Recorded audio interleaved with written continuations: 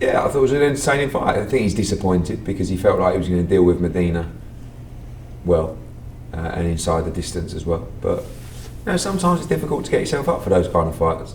It doesn't mean you're not professional, but the atmosphere was kind of flat as well. So it's an all-in-all job done. He moves on to a possible unification. You always call him a buzz fighter, and there was basically no buzz whatsoever in there last night. It was dead. I think that was one of the problems. Again, you can't use that as an excuse because you have to be professional, and he was professional. But it's I think that the atmosphere can take you up that level, and it didn't because there was no real atmosphere during his fight. Selby had the same problem when he boxed Montiel in Phoenix. Just tough to get the heart pumping before you get hit on the chin. So I thought it was a good performance. It was exciting. The TV liked it. Medina clearly had the best camp he'd ever had. I think he was up in Big Bear. I think a lot of previous fights he's been called upon at short notice. So it was the fight of his life, and I thought he did great. I think he deserves plenty of credit. And another successful defence of his world title. Most importantly, as you say, he emerges with his world title, and now that unification fight is next, seemingly. All the noises sound that way. What's your gut feeling on it? Obviously, a lot of the chat last night was that where's it going to be, wherever the money is. Where do you think the money is? Where do you think that will happen? I think the bigger gate is unquestionably in the UK, and probably the higher TV revenue is probably in America. So it doesn't really answer the question, but I think my gut feeling is that it'll probably be in America. I don't think Badou Jack's going to be in a rush. See, the thing is, James DeGale will box in either territory. So, and Badou Jack will really only come to England for big money. He's not, I wouldn't exactly say he was the strongest world champion there's ever been, but you've got this situation at the moment where fighters are earning a lot of money without necessarily being in those make or break fights. So therefore, to be in those make or break fights, they want an extortionate amount of money. And I'm not sure there's an extortionate amount of money available for that fight. And he says he don't like flying as well. Could be a problem, unless he wants to get here by boat, which could take some time. In fact, he should set off this week. And obviously Callum Smith was the other sideshow this week on a scouting mission, as you put it. What do you think he took from that? From the fact that the two fights, no one really sparkled, and that's the pinnacle of the division. If I was Callum Smith, I'd be very excited. You have to ask yourself, which of the four last night would Callum Smith have beaten? And I think the answer is Porky Medina, Lucien Boutte, Badou Jack, and James DeGale's the tough one. Because he's very tough to beat, James DeGale. Very skillful, very awkward.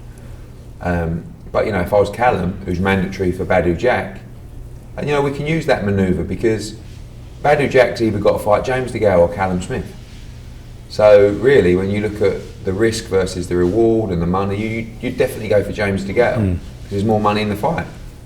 But Badou Jack's surrounded. We've got him surrounded by Brits, and we've ambushed him, and he can't move anywhere without fighting DeGale or Smith. And I think he gets beat by both. In fact, I know he gets beat by both. So, yeah, I wasn't that impressed with Badou Jack. Thought he won the fight, by the way. But I think Boutte is a shadow of his former self, whilst being an impeccable human being and great ambassador for the sport. He just hasn't got it anymore. But he was very competitive against Badou Jack. And I didn't see anything from Badou Jack that he was hurt late on. And Callum Smith's got power way beyond these guys. And I think if you stand in front of stand in front of Callum Smith like Badou Jack does and Porky Medina does, you're getting taken out. So I think we're in a good spot. You said there's no rush really for Callum. If the unification happens, that's fine. Maybe even look to next year. But in the interim, James DeGale suggested in the press conference that Porky Medina should fight Callum Smith, and it's a similar sort of situation when you've got Christopher Abrass over. People know now about Porky Medina. They know what the trouble he gave James DeGale. Would that be a viable option? I think you're probably bound to see Porky Medina in the UK at some point in the next 12 to 18 months, whether that's against Callum Smith whether that's against George Groves, whether that's against Martin Murray, whether I don't know. So you know, Paul Medina is an entertaining fighter, and we want to see entertaining fights. So I think he'd be a good opponent for any of those guys. What about the relationship with James DeGale? You're back alongside him yesterday after a bit of back and forth in the build up to the week, but this Badou Jack fight opportunity for you two to kind of get back working together, especially if it's in the UK, obviously. Yeah, I mean, we're working together. You know, we've got an agreement, and we've got another fight. But if it's over here, we do a lot less than we would do if it was in the UK. And when you're doing a lot less, the relationship's not strong. Doesn't mean we don't get on. Doesn't mean we don't like each other. We do. And we had a little fallout regarding the tickets, which has been well documented now. And we didn't really speak until I was out here. And then when I come out here, we had a chat. And as you saw last night, we move forward. We move forward together. I'm easy how I'm involved. If I'm over here, I've had a great time over here. We've made some money. We've all made money. We've had a good fight for Sky Sports. A Brit, James DeGale, has defended his world title. Great. But if you want me to push your career hard in the UK and we're boxing over there, obviously I'm going to be a lot more involved and you're going to get a lot more from me. I just feel like James DeGale should be boxing in sold-out arenas in the UK. It's just that's what I feel. But you can't ignore the situation that arose and the opportunity that arose for him. But now I just think that's going to take a different path. And I think the time now is to come back and get on track in the UK.